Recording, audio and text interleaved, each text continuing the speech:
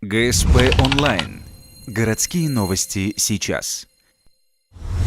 Четверг, полдень. Погода играет злую шутку не только с пешеходами, но и с автолюбителями. На улице Первомайской буквально на соседних перекрестках 2 ДТП.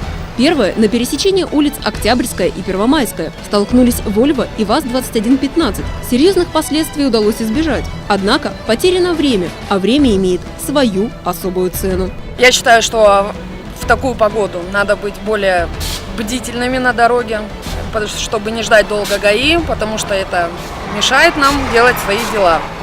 Нам вот позвонили со станции переливания крови, мы ехали туда, нас не дождались, уже звонили нам оттуда еще 2 раза, а мы объяснили ситуацию, что не можем приехать, ждем ГАИ. Поэтому, граждане-водители, будьте аккуратнее. Буквально в паре сотен метров еще одна авария. Перекресток Загородной и Первомайской. Здесь в 10 часов утра столкнулось сразу 3 авто.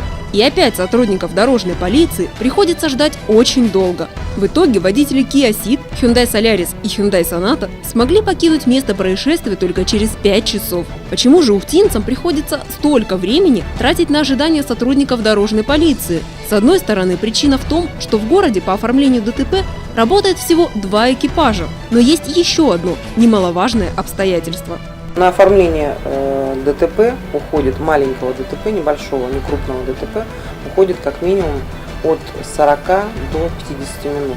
Это сами процедуры, то есть это замеры идут, опросы свидетелей, опросы водителей, соответственно, это все время.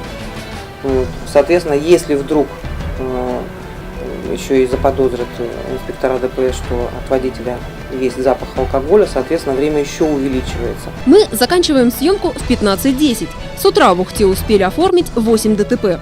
Еще столько же ждут своей очереди.